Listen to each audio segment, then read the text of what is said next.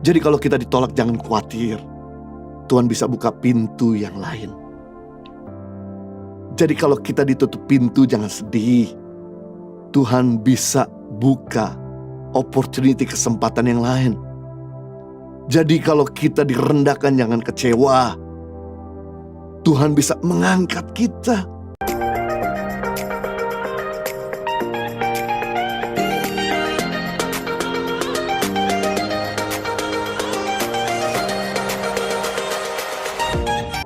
Yang kedua, prinsip mengikuti pimpinan Tuhan, siap bayar harga, menerima keselamatan gratis. Tetapi bertumbuh atau mengikuti pimpinan Tuhan, ada harga yang perlu dibayar. Untuk menerima Yesus sebagai Tuhan dan Juru Selamat, kita terima secara cuma-cuma. Tetapi untuk menjadi murid Kristus, ada harga yang perlu dibayar. Harga yang harus kita bayar untuk mengikuti pimpinan Tuhan, yang pertama, siap mengesampingkan kepentingan diri sendiri. Syarat untuk menjadi murid Kristus yaitu siap menomorduakan kehendak kita dan menomorsatukan, mengutamakan kehendak Tuhan. Kehendak kita baik, tapi kehendak Tuhanlah yang terbaik. Dia adalah Bapa yang baik. Gak mungkin kalau anaknya minta roti dikasih ular, minta ini maka dikasih yang buruk. Pasti Tuhan selalu memberikan yang terbaik untuk kita. Lukas pasal 9 ayat 23.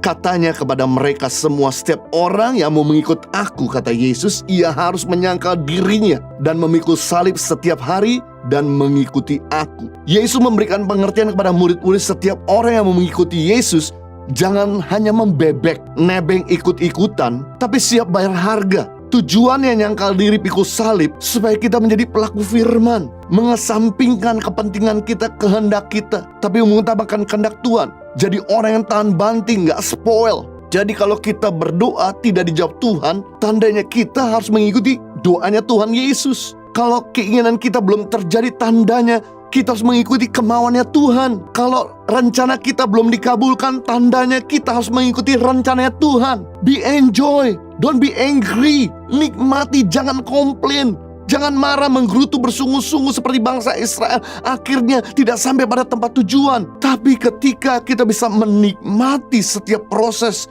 dan menyangkal kehendak kita, ikuti pimpinan, jelas nggak mungkin Tuhan memimpin kita ke jalan yang salah. Dia Tuhan yang Maha Tahu. Doa Tuhan Yesus menginspirasi kita semua di dalam Taman Getsemani, bahwa pada waktu dia menginginkan bahwa salib penderitaan itu disingkirkan dan Bapa tidak memberikan jawaban, Yesus berkata, "Not my will, Lord, but your will." Bukan kehendakku yang jadi, biarlah kehendakmu. Jadi kalau ikut Tuhan itu jangan ngeyel, jangan nanduk, jangan suka berontak, nanti kita rugi sendiri. Ikuti saja prosesnya, ikuti saja maunya, ikuti saja kehendaknya. Dia pemimpin yang bertanggung jawab atas diri kita, masa depan kita, keluarga kita, pekerjaan yang kita sudah dipercayakan oleh Tuhan. Yang kedua, harga yang perlu dibayar untuk mengikuti pimpinan Tuhan, siap menerima penolakan. Bagaimana? Apakah Anda siap untuk ditolak, dikecewakan, ditinggalkan sama orang-orang sekelilingmu?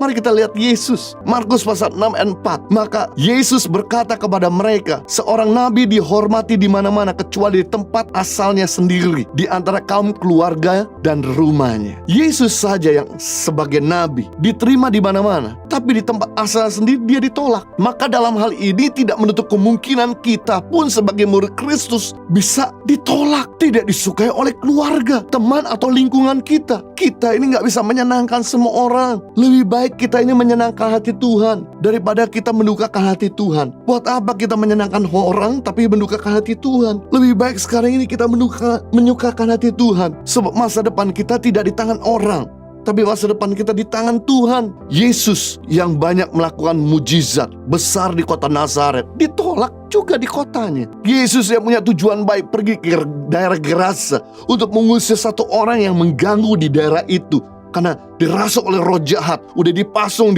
dibukanya, dan kemudian orang ini mengganggu siang dan malam di pekuburan, di daerah, di kota itu. Yesus datang untuk membebaskan, dan ketika orang ini sudah bebas dari roh jahat, kemudian orang-orang di daerah Gerasa justru menolak Yesus, mengusir Yesus dari daerah itu. Buat Yesus tidak usah kecewa. Yang penting aku layani orang. Aku tujuan datang bukan untuk menyenangkan semua manusia, tapi untuk menolong orang. Yesus yang dipuji, Hosana, Hosana di tempat maha tinggi. Dalam 5 hari kemudian orang yang sama memuji Yesus, menolak dan berkata salibkan dia, salibkan dia. Tapi Yesus tidak menjadi kecewa. Dia tidak kepahitan sama mereka. Yesus tetap melayani mereka, mengampuni mereka, memberkati mereka. Sampai Yesus itu bisa jadi berkat buat orang yang menerima dia, bahkan buat orang yang menolak dia sekalipun. Dan orang-orang yang menolak dia akhirnya melihat bahwa Yesus adalah Tuhan yang penuh kasih. Jadi kalau kita ditolak jangan khawatir, Tuhan bisa buka pintu yang lain. Jadi kalau kita ditutup pintu jangan sedih, Tuhan bisa buka opportunity, kesempatan yang lain. Jadi kalau kita direndahkan jangan kecewa, Tuhan bisa mengangkat kita. Gak ada seorang pun dapat merendahkannya. Yang penting di sini prinsipnya adalah jangan kecewa ketika kita mengalami penolakan. Terus maju.